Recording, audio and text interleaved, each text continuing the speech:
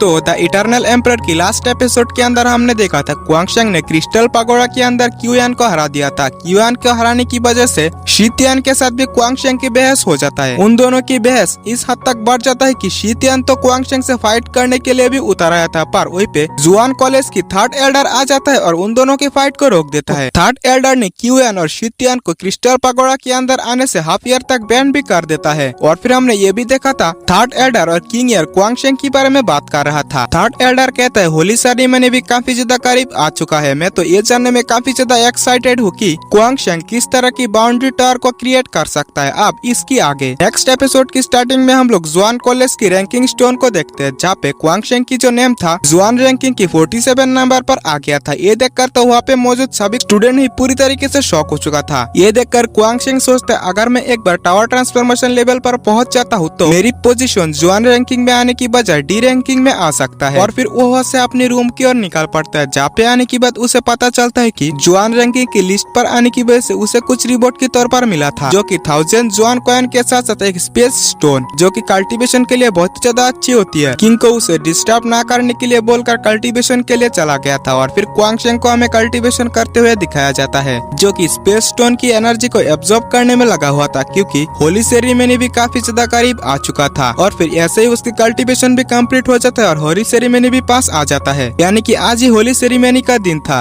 और फिर हमें जुआन कॉलेज के उस हिस्से को दिखाया जाता है जहाँ पे की होली सेरेमनी होने वाला था। वहाँ पे थोड़ी डिस्टेंस की दूरी पर हमें क्वांगशेंग को भी दिखाया जाता है। इसे देखते क्वांगशेंग कहने लगता है फाइनली वो दिन आ गया, मैं होली सेरेमनी के अंदर ज्वाइन होने के बाद टावर ट्रांसफॉर्मेशन लेवल पर पहुँच सकता हूँ। इससे से ही मैं एक ट्रू कल्टिवेटर बन सकता हूँ। और वो उस एरिना के अंदर आ जाता है। और फिर थोड़ी देर में उन स्टूडेंटों के सामने आसमान में एक स्पेस क्रैक ओपन होता है और उसके अंदर से जुआन कॉलेज की वॉइस डीन आ जाता है। इसे देखकर तो क्वांगशेंग की आंख एकदम से फाटी की फाटी ही रह गई थी। सही में इस मास्टर की एंट्री मुझे भी बहुत ही ज्यादा पसंद आया। और फिर वॉइस डीन कहने लगता है तुम लोगों के यहाँ पे आने के लिए थैंक्स, और हाँ जल्द से जल्द होली सेरेमनी को स्टार्ट कर दिया जाए। और वहाँ की एल्डर वॉइस डीन के साथ होली सेरेमनी को स्टार्ट करने में लग जाता है, जहाँ पे वो अपनी पावर की मदद से किसी टाइप की फॉर्मेशन को एक्टिवेट करने में लग जाता है। इनकी पावर्स को देखती है क्वांगशेंग कहता है ये सभी तो 9 डिंग एक्सपर्ट मास्टर है। सभी मास्टर्स मिलकर किसी टाइप की फॉर्मेशन को बना लेता है। उस फॉर्मेशन के अंदर से कोई लाइट आसमान की ओर जाने लगता है। इसके बाद ही हम लोग देखते हैं कि आसमान के अंदर एक पोर्टल ओपन होता है, जिसके अंदर से बहुत ही ज्यादा मात्रा में स्पिरिचुअल एनर्जी आने लगता है। इसे देखकर वॉइस डीन सभी डिसाइपल को स्पिरिचुअल एनर्जी के अंदर कल्टीवेशन करने के लिए कहता है। तो सभी डिसाइपल यहाँ पे कल्टीवेशन करने के लिए बैठ गया था। और फिर हमें क्वांगशेंग को दिखाया जाता है, जो कल्टीवेशन करते हुए किसी और ही वर्ल्ड में पहुंच गया था। लास्ट टाइम इसी वर्ल्ड को हमने क्वांगशेंग को कल्टीवेशन करते हुए देखा था, जहाँ पे ल्यूर भी मौजूद था। और फिर क्वांगशेंग के ऊपर हम एक हेवनली टावर को क्रिएट होते हुए देखते। इसे देखते क्वांगशेंग कहने लगता है होली सेरेमनी की पावर मुझे हेवनली पैलेस को क्रिएट करने में हेल्प कर रहा है। हेवनली पैलेस दो हिस्सों में डिवाइड है, अपर हेवनली पैलेस और लोअर हेवनली पैलेस। अपर हेवनली पैलेस वो जगह है जहाँ पे बाउंड्री टावर स्थित है, और लोअर हेवनली पैलेस वो जगह है जहाँ पे पावर्स को स्टोर किया जाता है। Normal cultivators lower heavenly palace को क्रिएट किए बिना और स्पिरिचुअल एनर्जी या फिर पावर को कल्टीवेट किए बिना बस अपर हेवनली पैलेस को ही क्रिएट कर सकता है। और फिर यहाँ से सीन शिफ्ट होता में होली सेरेमनी के अंदर दिखाया जाता है, जहाँ पे एक डिसाइपल अपनी बाउंड्री टावर को क्रिएट करने में कुछ हद तक कामयाब हो गया था। इसे देखते ही एक एल्डर कहने लगता है बाउंड्री टावर के अंदर रैंक 1 का बाउंड्री टावर सबसे ज्यादा कमजोर होता है और रैंक 9 का बाउंड्री टावर सबसे ज्यादा अच्छा होता है, बट किसी भी बाउंड्री टावर को क्रिएट करना इतना भी ज्यादा आसान नहीं है। और फिर हम लोग एक डिसाइपल को देखते हैं, जो कि अपनी बाउंड्री टावर को क्रिएट करने में कामयाब हो गया था। उसकी जो बाउंड्री टावर था उसकी रैंक 4th रैंक था। उस डिसाइपल की स्पिरिचुअल एनर्जी थोड़ी देर में अनस्टेबल होने लगता है। ये देखकर एक एल्डर कहता है लगता है ये डिसाइपल लोअर हेवनली पैलेस पे पहुंच गया, शायद से इसी वजह से ऐसा हो रहा है। और वॉइस डीन से कहता है वॉइस डीन हमारी सीलिंग एकेडमी के अंदर जल्द ही और एक पिल रिफाइनर आने वाला है। बट वॉइस डीन की नजर तो क्वांगशेंग पर टिका हुआ था। वो कहने लगता है उसकी अभी कोई चेंजेस नहीं हुआ, ऐसा क्यों हो रहा है, क्योंकि उसके अंदर भी कुछ चेंजेस तो होना ही चाहिए था। होली सेरेमनी भी जल्द ही बंद होने वाला है। और फिर हम होली सेरेमनी की पोर्टल को देखते हैं, जो कि बंद होने ही वाला था, लेकिन थोड़ी देर में वो पोर्टल एकदम से बड़ा होने लगता है। ये देखकर तो वहाँ की सभी मास्टर ही पूरी तरीके से शॉक हो चुका था। और फिर हम क्वांगशेंग की बाउंड्री टावर को अपीयर होते हुए देखते हैं, जो कि उन लोगों की कंपैरिजन में काफी ज्यादा बड़ा था और वो गोल्डन कलर में चमक रहा था। उसके अंदर से एक भयानक एनर्जी निकालने लगता है, जिसकी एनर्जी की वजह से आसपास की जितने भी चट्टान था वो डैमेज होने लगा था। ये देखकर तो तियान केजी भी पूरी तरीके से शॉक हो चुका था, क्योंकि वो भी इस बाउंड्री टावर की रैंक पता नहीं लगा पा रहा था और फिर वही एल्डर फिर से कहने लगता है ऐसा चीज आज तक कभी भी हमारी सीलिंग एकेडमी के अंदर अपियर नहीं हुआ और ये बाउंड्री टावर शायद से 7th रैंक की बाउंड्री टावर है। और फिर क्वांगशेंग अपनी एनर्जी को रिलीज करता है। इस एनर्जी को महसूस करते वो एल्डर कहता है ये फर्स्ट ग्रेड की पील रिफाइनर की एनर्जी है। पर क्वांगशेंग ने ऐसा कैसे कर लिया?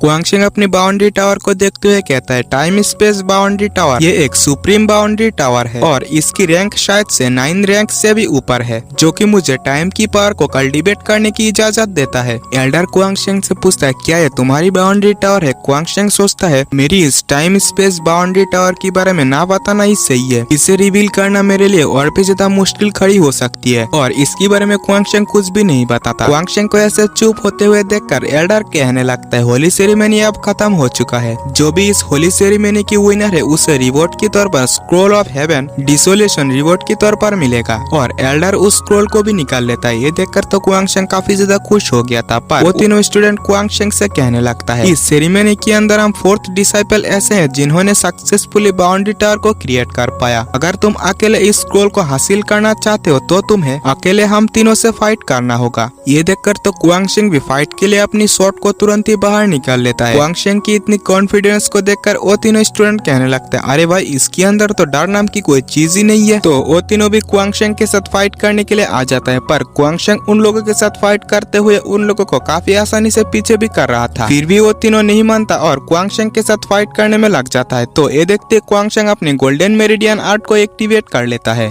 और अपनी पावर से जमीन के अंदर पंच मारता है। इसकी एनर्जी की वजह से वो तीनों पीछे हो गया था। और फिर क्वांगशेंग कहता है अब अटैक करने की बारी मेरी और वो अपनी 9 थंडर सील की 5th सील थंडर व्हील को एक्टिवेट करने लगता है और इससे उन तीनों स्टूडेंटों के ऊपर अटैक भी कर देता है। तो ये देखते वो तीनों स्टूडेंट अपने ऊपर एक शील्ड बनाकर इस अटैक से बचने की कोशिश तो करता है। पर क्वांगशेंग के अटैक से उन तीनों स्टूडेंट की शील्ड तो ब्रेक हो गया था, उसके साथ साथ वो तीनों स्टूडेंट भी और भी ज्यादा पीछे हो जाता है, यानी कि वो और एक राउंड हार चुका था। पर फिर भी वो स्टूडेंट हार नहीं मानता और वो अपनी किसी पावरफुल टेक्निक को एक्टिवेट करने लगता है। इसे देखते ही क्वांगशेंग अपनी 9 थंडर सील की 7th सील थंडर पागोड़ा से उन तीनों के ऊपर हमला करने लगता है। ये देखकर तो वो एल्डर भी पूरी तरीके से शॉक हो चुका था कि क्वांगशेंग इतनी पावरफुल मार्शल आर्ट टेक्निक के ऊपर मास्टर कैसे हासिल कर सकता है। ये देखकर तो वो तीनों स्टूडेंट भी पूरी तरीके से डर चुका था और डरते हुए अपनी टेक्निक के साथ क्वांगशेंग की टेक्निक के ऊपर हमला करता है। पर क्वांगशेंग के अटैक के सामने उन तीनों स्टूडेंटों के अटैक कमजोर पड़ने लगता है। तो ये देखते क्वांगशेंग कहता है मेरे पास से वो हेवनली स्क्रॉल कोई भी छीन नहीं सकता, वो मेरा है। वो तीनों स्टूडेंट जैसे ही देखता है कि क्वांगशेंग के अटैक के सामने वो तीनों कुछ भी नहीं कर सकता तो वो तीनों तुरंत ही क्वांगशेंग के सामने हार मान जाता है। तो ये देखते क्वांगशेंग अपने अटैक को डीएक्टिवेट करने लगता है। यह देखकर बॉयज जिन उस स्क्रॉल को क्वांगशेंग को देते हुए कहने लगता है इस बार की होली सेरेमनी अब खत्म हो चुका है। जो भी बाउंड्री टावर को क्रिएट नहीं कर पाया था उन डिसाइपल्स को निराश होने की जरूरत नहीं है। उन लोगों को अगले होली सेरेमनी के अंदर और एक मौका मिलेगा। और इसी के साथ ये एपिसोड यहीं पे एंड होता है। इसके आगे नेक्स्ट एपिसोड की स्टार्टिंग में हम लोग 2 मेंबर को देखते हैं। पहली पर्सन दूसरा पर्सन से पूछता है क्या तुम श्योर हो कि वो वही है? तो दूसरा पर्सन कहने लगता है हाँ यंग मास्टर, उसी ने ही सेकंड यंग मास्टर को नुकसान पहुंचाया था। तो पहले पर्सन कहता है हाँ तो ठीक है, मुझे भी उससे जल्दी छुटकारा पाना होगा। तो ये सुनते दूसरा पर्सन कहने लगता है यंग मास्टर क्या हमें अभी उसे निपटा देना चाहिए? तो ये सुनते पहला पर्सन कहने लगता है नहीं, हम बिना किसी वजह के उसके साथ कुछ भी नहीं कर सकते, फिलहाल के लिए हमें सही टाइम का वेट करना चाहिए। और फिर अगले ही सीन में हमें क्वांगशेंग को दिखाया जाता है जो कि स्पेस स्टोन को इस्तेमाल करते हुए अपनी कल्टीवेशन कर रहा था। और फिर हम क्वांगशेंग की सिर पे किसी टाइप की एनर्जी को फ्लो होते हुए देखते हैं जो कि और कोई नहीं एनर्जी पावर था। क्वांगशेंग ने अपनी एनर्जी पावर को भी अनलॉक कर लिया था। वो कहता है मुझे जल्द से जल्द जुआन रैंकिंग के अंदर मेरी रैंक और भी ज्यादा आगे बढ़ाना होगा ताकि मैं क्रिस्टल पकोड़ा की 3rd लेवल के अंदर कल्टीवेशन कर सकूं। और फिर ऐसे सीन शिफ्ट होता है और हमें एरिना के अंदर एक डिसाइपल की फाइट को दिखाया जाता है जो कि दूसरे डिसाइपल को हराते हुए 45 रैंक पर पहुंच गया था। और वो अपनी रैंक को और भी ज्यादा आगे बढ़ाने के लिए बाकी डिसाइपल्स को चैलेंज करने लगता है। तो उससे फाइट करने के लिए वहाँ पे क्वांगशेंग पहुंच जाता है। क्वांगशेंग को देखते ही इन दोनों के अंदर फाइट को देखने के लिए ऑडियंस काफी ज्यादा एक्साइटेड हो गया था। नंबर 45 भी क्वांगशेंग की पावर्स को देखने के लिए काफी ज्यादा एक्साइटेड हो गया था और वो अपनी ब्लडी क्लाउड हैंड टेक्निक से क्वांगशेंग के ऊपर हमला करता है। बट इन छोटी मोटी अटैक से तो क्वांगशेंग के ऊपर घंटा भी फर्क नहीं पड़ता, इसलिए क्वांगशेंग भी उससे फाइट करते हुए अपनी टाइम वेस्ट नहीं करना चाहता था। तो वो तुरंत अपनी गोल्डन मेरिडियन आर्ट को एक्टिवेट करते हुए अपनी 9 थंडर सील की 7 सील थंडर पागोड़ा से उसके ऊपर हमला करता है। वो डिसाइपल भी इसकी अटैक को रोकने में लग जाता है, पर वो क्वांगशेंग की अटैक को ज्यादा देर तक रोक नहीं पाता। क्वांगशेंग की एक ही अटैक में वो डिसाइपल हार जाता है। नंबर 45 क्वांगशेंग को 1000 जुआन कॉइन देते हुए वहां से चला जाता है और फिर क्वांगशेंग अपनी ब्लडी चैलेंज टोकन को निकाल लेता है, यानी कि वो जुआन रैंकिंग के हर एक डिसाइपल को चैलेंज कर रहा था। और फिर थोड़ी देर बाद क्वांगशेंग से फाइट करने के लिए नंबर 43 रैंक पर जो बंदा था उसकी नेम गुली था, वो वहाँ पे आ जाता है। क्वांगशेंग कहते हैं मैंने आपके बारे में काफी चीजें सुन रखा है। तो ये सुनते ही गुली कहता है अगर तुम मेरे बारे में पहले से ही जानते हो तो तुम्हें पहले से ही हार मान लेना चाहिए और मेरे साथ अच्छा बिहेव करना चाहिए। तो ये सुनते ही क्वांगशेंग भी कहने लगता है मैं तो तुम्हारे साथ अच्छा बिहेव भी कर रही हूँ, बट तुम ही हो कि बात को बिगाड़ने की कोशिश कर रहे हो। तो ये सुनते ही गुली को भी गुस्सा आ जाता है और वो क्वांगशेंग से फाइट करने में लग जाता है। बट वो जितना भी कोशिश करता वो क्वांगशेंग को हरा नहीं पाता। उल्टा ही क्वांगशेंग उसकी अटैक की एनर्जी को अपनी स्पेस स्टोन के अंदर एब्जॉर्ब करने लगता है। यह देखकर तो गुली को और भी ज्यादा गुस्सा आ गया था और वो हड़बड़ी में अपनी सबसे powerful attack mountain splitting chop का यूज कर देता है। तो ये देखते क्वांगशेंग एक्टिवेट कर लेता है अपने 9 थंडर सील के थंडर पगोड़ा को। क्वांगशेंग की ये जो थंडर पगोड़ा था पहले वाले थंडर पगोड़ा से कई गुना ज्यादा पावरफुल था और क्वांगशेंग इस अटैक को गुली की अटैक के ऊपर कर देता है। दोनों की अटैक ही एक दूसरे में टकराता है। गुली कहता है मैं भी देखना चाहता हूँ कि तुम मेरी अटैक के सामने कब तक टिक पाते हो। ये सुनकर तो क्वांगशेंग को भी गुस्सा आ जाता है और वो एक्टिवेट कर लेता है अपनी एनर्जी पावर को और उससे तुरंत ही गुली के ऊपर हमला कर देता है। क्वांगशेंग की एनर्जी पावर को देखकर गुली तो पूरी तरीके से शॉक हो चुका था। गुली क्वांगशेंग की इस एनर्जी पावर से हिट होकर काफी बुरी तरीके से इस फाइट को हार जाता है और क्वांगशेंग को 1000 जुआन कॉइन देते हुए वहां से चला जाता है। और फिर क्वांगशेंग से फाइट करने के लिए थोड़ी ही देर में नंबर 40 भी आ जाता है। इसे देखते क्वांगशेंग भी उससे फाइट करने के लिए रेडी हो गया था और फिर थोड़ी ही देर में उन दोनों के अंदर फाइट भी स्टार्ट हो जाता है। बट कुछ टाइम तक फाइट करने के बाद क्वांगशेंग एक पावरफुल पंच मारकर नंबर 40 को भी हरा देता है। इसे हराने के बाद क्वांगशेंग के पास 5000 जुआन कॉइन हो गया था और फिर ऐसे क्वांगशेंग से फाइट करने के लिए एक एक करके जुआन रैंकिंग के कई सारे डिसाइपल आने लगता है। एक एक करके क्वांगशेंग भी उन सबको हराते जाता है जिससे क्वांगशेंग के जुआन कॉइन 10,000 तक हो जाता है। इसके बाद क्वांगशेंग से फाइट करने के लिए एक लड़की आ जाती है जो कि काफी ज्यादा खूबसूरत दिख रही थी और इसकी नेम लिंग मियर होती है। जुआन रैंकिंग में इसकी रैंक शायद से 25 है। लिंग मियर क्वांगशेंग से कहती है मैं तुम्हारी जुआन कॉइन के ऊपर काफी इंटरेस्टेड हूँ, क्या तुम मुझे ये दे सकते हो। तो ये सुनते क्वांगशेंग भी कहता है अगर तुम्हें मेरी जुआन कॉइन चाहिए तो तुम्हें इसे खुद से ही लेनी होगी। तो ये सुनते लिंग मियर भी समझ जाती है कि क्वांगशेंग उसके साथ फाइट करना चाहता है और वो क्वांगशेंग के साथ फाइट करने के लिए रेडी होते हुए कहती है बच्चे तुम कुछ ज्यादा ही आगे बढ़ रहे हो। क्वांगशेंग भी उसके साथ फाइट करने के लिए रेडी हो जाता है। दोनों ही एक दूसरे के साथ फाइट करने लगता है, जहाँ पे थोड़ी देर फाइट करने के बाद दोनों ही अपने अपने साइड हो जाता है। और लिंग मियर कहती है बच्चे लगता है तुम्हें किसी लड़की के साथ कैसे बिहेव किया जाए वो तुम्हें पता नहीं है। और वो गुस्से में फिर से क्वांगशेंग से फाइट करने लगता है, जहाँ पे क्वांगशेंग भी उसे बराबरी की टक्कर देने में लगा हुआ था। बट क्वांगशेंग के ऊपर लिंग मियर थोड़ा बहुत भारी पड़ रही थी। थोड़ी देर ऐसे फाइट करने के बाद हम लोग देखते हैं जहाँ पे लिंग मियर तो सही सलामत थी बट क्वांगशेंग की जो शॉट था वो टूट गया था। यह देखकर क्वांगशेंग भी समझ जाता है मैं इसे ऐसे तो नहीं हरा सकता और वो अपनी 9 थंडर सील की 5th सील थंडर व्हील को एक्टिवेट कर लेता है। उसके साथ साथ ही 6 सील थंडर फिगर को क्वांगशेंग की 2 टेक्निक को एक साथ यूज करते हुए देखकर लिंग मियर भी काफी ज्यादा सरप्राइज हो गई थी। और फिर क्वांगशेंग अपनी तीसरी टेक्निक यानी कि 7th सील थंडर पगोड़ा को भी एक्टिवेट कर लेता है और तीनों टेक्निक को एक साथ मार्च कर देता है। इसे एक्टिवेट होने के बाद ही क्वांगशेंग इसकी पावर से लिंग मियर के ऊपर हमला करने लगता है। तो लिंग मियर भी इससे बचते हुए थंडर पगोड़ा की ओर जाने लगती है और जाते हुए कहती है बच्चे तुम्हारे अंदर कुछ ताकत तो है मानना पड़ेगा, बट मैं भी इतना आसानी से हार नहीं मानने वाली क्योंकि मैं भी इस रैंक पर ऐसे ही नहीं पहुंची हूँ। और वो अपनी किसी टेक्निक से हमला करने लगती है पर क्वांगशेंग जैसे तैसे उसके अटैक को तो रोक लिया था। उसके बाद लिंग मियर क्वांगशेंग की अटैक को डिस्ट्रॉय करने के लिए उसकी ओर काफी ज्यादा तेजी से आगे बढ़ने लगती है और वो अपनी एक पावरफुल पंच से क्वांगशेंग की थंडर पगोड़ा के ऊपर हमला करती है, जिससे थोड़ी ही देर में हम लोग क्वांगशेंग के थंडर पगोड़ा के अंदर क्रैक्स होते हुए देखते हैं और क्वांगशेंग की ये अटैक यहीं पे खत्म हो जाता है। लिंग मियर कहती है बच्चे लगता है तुम्हें मेरी बराबरी करने के लिए कुछ और सालों तक मेहनत करने की जरूरत है और वो अपनी किसी पावर क्वांगशेंग की चारों ओर एक्टिवेट कर देती है। ये देखकर तो क्वांगशेंग भी जरा सा भी नहीं घबराता और वहीं पे बैठ के अपनी किसी और एक टेक्निक को एक्टिवेट करने लगता है। जैसे ही ये अटैक एक्टिवेट होने लगता है उसके अंदर से काफी खतरनाक एनर्जी बाहर निकलने लगता है। ये देखकर तो लिंग मेयर भी काफी ज्यादा शॉक हो गई थी और वो मन ही मन कहने लगती है, ये लड़का तो बहुत ही खतरनाक टेक्निक को एक्टिवेट कर रहा है। अगर मैं इस टेक्निक की सामना करूँ तो शायद से मैं हार भी जाऊँ, इसलिए मुझे इस टेक्निक की एक्टिवेट होने ही नहीं देना चाहिए। और वो अपनी एक पावरफुल स्वॉर्ड टेक्निक के साथ क्वांगशेंग के ऊपर हमला कर देती है। इससे पहले कि यह हमला क्वांगशेंग को लगता, क्वांगशेंग की टेक्निक भी पूरी तरीके से चार्ज हो जाता है, जो कि था 9 थंडर सील की 8वां सील थंडर ड्रैगन। और क्वांगशेंग इससे तुरंत ही उसके ऊपर हमला कर देता है। जैसे ही क्वांगशेंग की ये अटैक लिंग मेयर से टकराता है, वो क्वांगशेंग की अटैक के सामने कुछ भी नहीं कर पाती है और बुरी तरीके से हार जाती है। इस हार पर उसे तो यकीन ही नहीं हो रही थी और फिर क्वांगशेंग उसके पास जाने लगता है। लिंग मेयर भी क्वांगशेंग को अपनी जुआन टोकन दे देता है, जिसमें कि 4000 जुआन कॉइन मौजूद था। तो क्वांगशेंग उसके सभी जुआन कॉइन ही रख लेता है, जिससे क्वांगशेंग के पास 14000 जुआन कॉइन हो गया था। ये देखकर क्वांगशेंग कहता है, मेरे पास जितना जुआन कॉइन है वो काफी है, लगता है मुझे अब ये फाइट रोक देना चाहिए। इससे पहले कि क्वांगशेंग यहाँ से जा पाता, वहीं पे और एक मेंबर आ जाता है, जो कि कहता है, तुमने तो ब्लडी चैलेंज टोकन को शो किया था, बट अफसोस की बात तो है कि तुम इतना आसानी से यहाँ से जा रहे हो। इसे देखते क्वांगशेंग कहता है, जुआन रैंकिंग की रैंक 19, क्या आप जुआओ लुओफेंग नहीं हो? तो वो बंदा कहता है, हाँ तुमने सही पहचाना, मैं जियाओ लुओफेंग ही हूँ। क्वांगशेंग कहता है, क्या तुम मुझसे यहाँ पे फाइट करने के लिए आए हो? तो ये सुनते जियाओ लुओफेंग कहता है, नहीं मैं इसलिए यहाँ पे नहीं आया, मेरी दोस्त एक पिल को रिफाइन कर रहा है, बट वहाँ पे 2 चीजें गायब है, बट इसमें काफी टाइम की जरूरत है, इस वजह से मैं तो तुम्हें इसलिए इनवाइट करने के लिए आया था। तो ये सुनते क्वांगशेंग कहता है, बट मुझे तुम्हारी इस इन्विटेशन पर जरा से भी इंटरेस्ट नहीं है। ये सुनते लुओफेंग एक लेटर को क्वांगशेंग की ओर देते हुए कहता है, तुम यहाँ पे आना चाहते हो या नहीं ये तुम्हारे ऊपर डिपेंड करता है, बट तुम इस लेटर को देखने के बाद तुम्हें ये अंदाजा हो जाएगा कि तुम्हें क्या करना चाहिए। इस लेटर को देखने के बाद क्वांगशेंग भी उसके पास आने के लिए एग्री हो जाता है। और फिर अगले ही सीन में हमें रात की टाइम क्वांगशेंग को कहीं पे जाते हुए दिखाया जाता है, पर वहीं पे उसे किसी और की होने की प्रेजेंस महसूस होता है। वो कहता है, यहाँ पे कौन है, सामने आओ। क्वांगशेंग की ऐसा कहते ही उसके सामने एक वॉरियर आ जाता है, जिसे कि हमने एपिसोड की स्टार्टिंग में देखा था। और इसी के साथ ये एपिसोड यहीं पे एंड होता है। तो अगर आप लोगों ने अभी तक हमारे चैनल को सब्सक्राइब नहीं किया तो प्लीज सब्सक्राइब कर लेना और इसके साथ साथ वीडियो को भी एक लाइक जरूर से कर देना। मिलते हैं नेक्स्ट वीडियो में, बाय बाय।